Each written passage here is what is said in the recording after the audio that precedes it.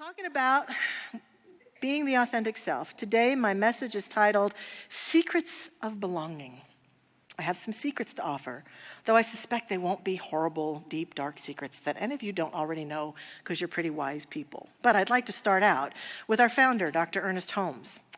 He says, I believe that everything that exists is an expression of God, which is what we believe in this teaching. And that is why we are here. There is an inner something in us that belongs to the universe. And we have to get rid of all that inhibits it. Every sense of rejection and guilt and insecurity and anxiety. The security I'm talking about is the kind that not only warms the heart and makes glad the mind, but also feeds the soul. We belong to God. There is that within us which will last forever. There is no other security.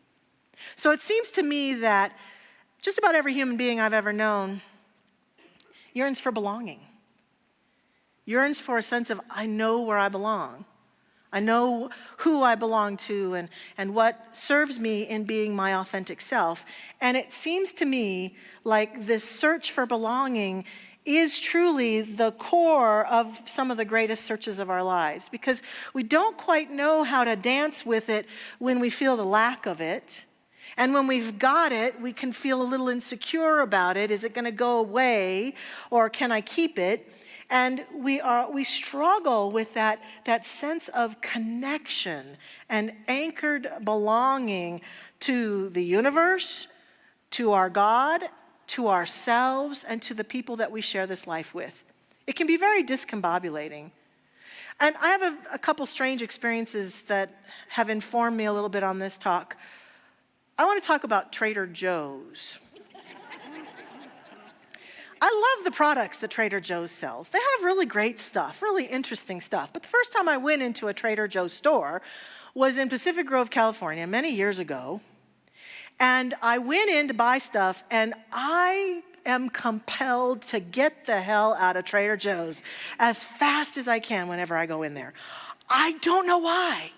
Is it them? Is it me? What is it? And no matter what they do about how they rearrange the store or how modern the store is, I can't take it. The last time I was there, I followed my husband around for as long as I could. And then when I couldn't anymore, I said, I'm going to the car. And I just bolted out of the store. And he had to finish the purchases. So when I hear a friend going to Trader Joe's, I'm like, will you pick this up for me? Because I just can't go in there. Conversely, the day I walked into Mile High Church, back in the late 70s, sat down, it feels to me like before they played a note or said a word, I'm home. I felt that feeling of that recognition, like, this is my place. These are my people. I belong here. Was it them? Is it me? How is it that those experiences come to be? Because I'm going to guess that I'm not the only one who's ever walked into a organization or a store or a group and felt completely compulsed to get out of there, nor am I the only one who ever walked into some environment and felt that warm familiarity. We have that experience often as human beings. And sometimes it's not where we hope it will be. We go into one place hoping we'll feel a sense of belonging, and we got to get right out and go into places where we're not so sure and suddenly feel at home. It can be very confusing and discombobulating. So I invite us as we begin this message today to really reflect on our sense of belonging. And have we felt it in different places, or the lack of it in different places? And I ask us, what's that about? Is that about me, or is that about them? Additionally, what I would suggest we consider is that most of the places where there is dis-ease and disruption in our culture and our world, probably at the core of it has to do with people who aren't feeling a sense of belonging. If they felt a sense of belonging, they might not reach out in anger towards each other. If they felt a sense of belonging, they might not feel so afraid to just walk on this beautiful planet. And so we have a belonging issue as a group of humans. We have belonging issues, and we need to deal with them in order to experience greater healing and well-being on this planet. And I'm inviting us right here today to consider what we might be able to do to heal our sense of belonging and to deepen it and to acknowledge that core desire. Now, to do that, the first thing I suggest is that we have to look individually at our own belonging origin. We have to be willing to see and acknowledge that we might have grown up in an environment where we had something about us that was unacceptable. Whether it was something we hid from people or something that others saw in us and told us was unacceptable, or maybe we were bullied because we looked different, spoke different, had something different about us than a lot of other people, or were judged. Maybe it's that our family, we were this way and everyone else in our family was that way, and we're thinking, am I adopted? I don't know. I mean, I don't feel like I belong in this family. How did I get here? And so we might have had that core sense of a lack of belonging even in our own family of origin, which is why many people talk about finding their family of choice, because they recognize that they just didn't have a sense of belonging with the people they came into this world with. And so there might be something there for us to take a look at. There is some evidence also that I find fascinating of generational psychology suggesting that we might be being influenced at an energetic level and even a genetic level by the people who came before us in our ancestry. And we know that people who have experienced some trauma and drama in their life, that trauma stays often in the energy and the consciousness of a family system until someone has the courage to stop it. Are we the people that no matter how it occurred, whether it's a generation after generation of disconnect and a lack of belonging and a sense that I'm not good enough and I'm not enough, are we the people who are going to perpetuate that belonging history, or are we the people who are going to take a stand and say, enough? And it starts with us looking beautifully, consciously at our belonging origin and acknowledging it. One of the most modern voices for this is the great author, speaker, teacher, researcher, Brené Brown. And she says, belonging is the innate human desire to be part of something larger than us. Because this yearning is so primal, we often try to acquire it by fitting in and by seeking approval, which are not only hollow substitutes for belonging, but often barriers to it. I bet there have been times when we've been tempted to say, I'll just pretend I'm a certain way so that I can feel a sense of belonging. But she's saying that will never work because it's a lie. It's not the truth, and we're out of integrity when we're doing that. And there's often nothing more painful than that lack of integrity. I'm pretending that I'm this way, but I'm really not. Because I don't trust that if I really was who I am authentically and lived that out in my life, that I could step forward and really have that sense of belonging. We see stories of it all over our culture and our world with our kids and our young adults and every age across the gamut, our elders. We yearn for belonging, and there's nothing more joyous, more godly, more true than that moment when we say, this is who I am, and I'm going to choose to belong. But it takes looking at that origin, and it takes that willingness to heal that wound. I call these belong wounds. A lot of our belong wounds have to do with some part of us that thought at one point maybe that being normal was more important than being authentic. I've shared before my favorite definition of normal. It's a setting on a dryer. In case no one's told your beautiful soul this truth, there's no such thing as normal. No such thing at all. If we were to look at our earth from the standpoint of way, way high in the sky, or I love stories of sci-fi stories about other worlds and Star Wars and Star Trek and all those sci-fi stories that postulate and theorize, what if we did it this way, and what if we did it that way, and what if a group of people thought this was normal? It's normal to have green skin, it's normal to have gigantic ears, it's normal to, whatever it might be. Normal is the setting on the dryer. It is not anything we can ever attain. Authenticity, however, is. The truth of our soul is something that we can attain. But to have it, you got to give up your woundology. You got to give up your stories about they didn't love me, they didn't accept me, because what we acknowledge is that that has happened to just about every human being on this planet to some degree or another. That is in our genetics as humans have struggled to find our way on this planet together in this diverse way that we exist. And that we can take that woundology and begin to let go and forgive and accept that other people may have had their own wounds that caused us to not be able to accept us.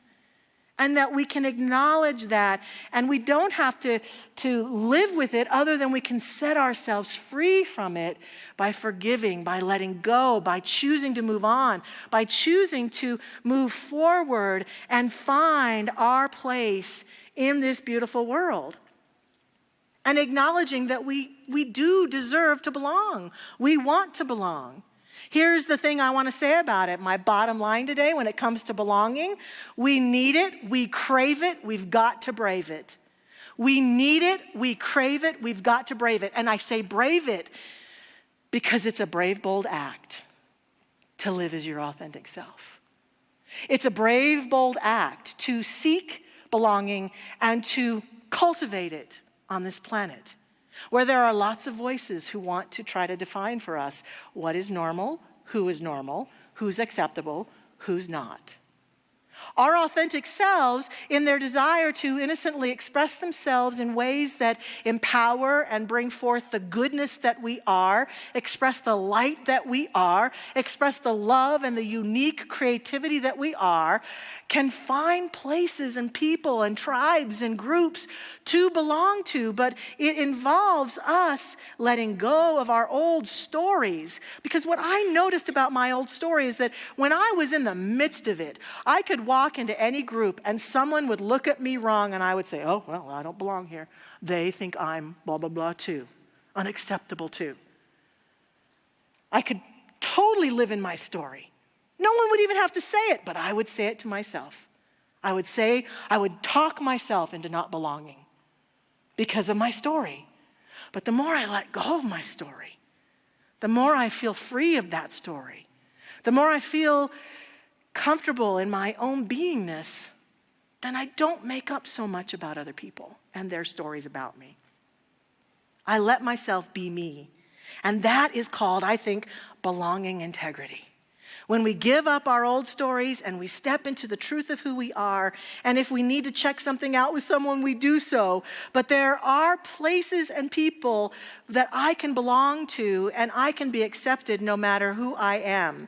In that beautiful expression of who I am that wants to give back and share my light, I know absolutely I would sign a guarantee today on paper with my own blood even that says, I'm sure there is some place on this planet, some group, some tribe, somewhere where the good that we seek to express in the world belongs. Each one of us. We may have to do some work to find it, but I know it's there. And our stories that say there's no one who, they're not true. They're lies we tell ourselves to further keep the woundedness alive. Whereas the story I can say is, I don't know where they are, but I know there's people who like to wear ginormous hats on Sunday, and I'm going to find them, or whatever it might be. I'm using very surface examples, but there are deeper, deeper truths afoot here where we can and should, I think, seek out and find that sense for ourselves of belonging. Recognize healing our wounds, moving forward, and then allow ourselves to belong to things based on the authenticity of who we are. This is important. Brené Brown goes on to say, because true belonging only happens when we present our authentic, imperfect selves to the world. Our sense of belonging can never be greater than our level of self-acceptance. Our sense of belonging can never be greater than our self-acceptance. What if our feeling a lack of belonging isn't so much about them as it is about the levels of our self-acceptance? We get to consider that. And even when we've considered that and we've healed a lot of that and we step forward, I just want to say full out, there are still risks. There are still vulnerabilities to choosing to belong. And that's why many of us isolate, because it just feels safer, doesn't it? There are risks. I don't know about you, but have any of you ever noticed who've come to this church for a while that the people are really nice, but every once in a while there is a curmudgeon around? There's somebody who isn't quite friendly or nice, having a bad day, maybe says something kind of stupid or crazy or is different than you expected them to be. I know sometimes when that has happened, because I'm so afraid of what that means, I will run even from the groups that I feel that authentic sense of belonging, because that discomfort makes me want to run.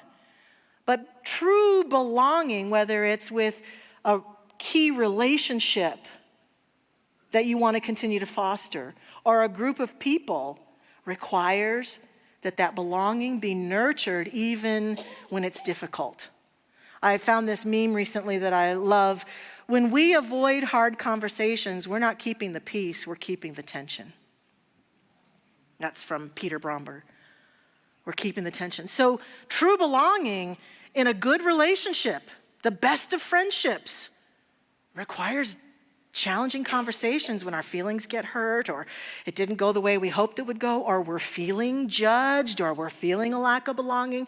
It requires us to really continue to foster connection, and that's not always easy. And yet, when we see it in action, it's amazing. I've been paying attention to a story of a man lately that has really touched my heart and helped me to see, especially in this political climate, the possibilities of not standing apart but standing together. And this is a picture of Daryl Davis. He's the beautiful black man on the left. And look, he's shaking the hands of a Ku Klux Klan wizard. Daryl Davis is a blues jazz musician who was playing in a bar, and one night he began talking to a fellow at the bar and discovered that fellow was a member of the Ku Klux Klan. They became friends, good friends, began to have dinner, have conversation, and eventually his friend, who was part of the Klan, left the Klan. He was the Grand Wizard, and he left the Klan, and he gave Daryl his robe as a symbol of his willingness to change and to be a different person. And this inspired Mr. Davis, who said he realized that he could possibly, through this conversation, create more and more opportunities to end racial division. As of this date, Mr. Davis has had over 200 Ku Klux Klan members surrender their robes to him. Yeah.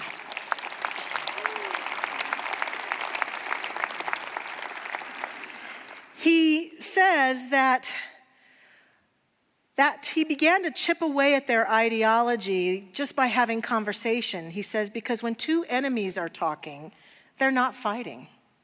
It's when the talking ceases that the ground becomes fertile for violence. If you spend 5 minutes with your worst enemy, it doesn't have to be about race. It could be about anything. You will find that you both have something in common. As you build upon those commonalities, you're forming a relationship that as you build that relationship, you find you're forming a friendship. That's what would happen. And I love what he says here. I didn't convert anybody. They saw the light and converted themselves. Yeah, Beautiful, beautiful story. And he does his work now, reaching out, thinking his philosophy is, how can you hate me when you don't even know me? And I really invite us to consider that when it comes to belonging. As you think about the people right now that you judge in various groups, and maybe even hate, how can you hate them when you don't even know them? And how is it that we benefit ourselves by continuing to behave this way in any way, shape, or form? So belonging also means that we create belonging support by standing for others, like Mr. Daryl Davis did. We become willing in our personal relationships and with the broad groups of people who we are tempted to hate, whom we don't even know, by standing for belonging and making the ties that can help us feel connected be born out of friendship and connection and allowance. I'm grateful for our graduates who are graduating tonight, and I get to be the dean of our ministerial school, and so I've gotten to be with our 5 graduates. And one of our graduates is Christine Renee Monks, and she has been a member of our community for a long time. She's a practitioner in our community. She is a board member, just completing her 3-year term, and she's graduating from ministerial school tonight and going to be starting her own ministry. She also has been serving our Centers for Spiritual Living on our diversity and equity teams and fostering these important conversations about diversity all over our planet. And she spoke in a class I was teaching a while back, and she really taught me more about a concept that I've heard about that I think is so important. It's the concept of othering. It's the concept of othering people and creating separation between us and other groups of people by othering them, that they are other than us, and really working hard in our minds and hearts to separate ourselves because they do this and I don't do that. And othering is an activity that's habitual in our minds and hearts. And she brought forth the beautiful voice of Sean Ginwright, an author who talks about a session he was in teaching students about othering. And he says he explained to the group this process of othering, which is assigning negative attributes to groups unlike your own, which is very different. That Mr. Davis said, I knew that even though those groups were different than me, we had something in common. We shared something in common. And it allowed him to stop othering those members of the clan to begin to have relevant conversations. And then the practice of belonging, Mr. Ginwright says, is cultivating the capacity to see the humanity in groups unlike our own, seeing that they have the human desires to belong just like we do, and its consequences for our collective effort for social change. I described that our real work as leaders, if we really want to create a healing-centered world, is to recognize how the process of othering leads to separation and ultimately dehumanization. I explained that we all need to find some way to embrace the humanity among those groups that we find most unlike us. That's what we do. Through our own experience in woundology, we other ourselves. And then we get about othering other people. And then we have a crisis of belonging. And I say that this whole process gets reversed when we stop othering ourselves and choose to belong to ourselves. Choose to belong to God. Choose to belong to the authentic, soulful energy of ourselves. And then choose to bring ourselves with integrity out into the world to belong, and then choose consciously to stop othering other people and allow them to belong where they belong. I am a committed member of Mile High Church, and I am a highly passionate science of mind and spirit minister, but I love it that people belong to whatever faith tradition they resonate with. And I want people to feel that belonging. I have places and things that I belong to passionately, and I want other people to feel that they have places where they belong and they resonate, because I recognize that as we all have that sense of belonging, even if I don't agree with where they belong, what if that is what brings forth the kingdom of heaven on earth? Not that we're all the same, all going in the same direction, other than love and other than belonging. And everyone having a place to be. This, to me, is the secret of belonging. And I invite us to join together in prayer now. I'm going to read a poem as we begin our prayer to contemplate, a prayer called Belonging by Rosemary Watola Tromer. And I invite our practitioners and ministers to stand with me in prayer as we take a stand together in the transformation of this planet and of each heart into belonging. Rosemary says, and if it's true we are alone together, the way blades of grass are alone but exist as a field. Sometimes I feel it, the green fuse that ignites us, the wild thrum that unites us, an inner hum that reminds us of our shared humanity. Just as 35 trillion red blood cells join in one body to become one blood, just as 136,000 notes make up one symphony, alone as we are, our small voices weave into the one big conversation. Our actions are essential to the one infinite story of what it is to be alive. When we feel alone, we belong to the grand communion of those who sometimes feel alone. We are the dust that hopes, a rising of dust, a thrill of dust, the dust that dances in the light with all other dust, the dust that makes the world. And so we choose today to accept that divine sense of belonging, to recognize the belonging that we have to this universe, each one of us, each soul, a unique expression of divine energy, perfect in its presence.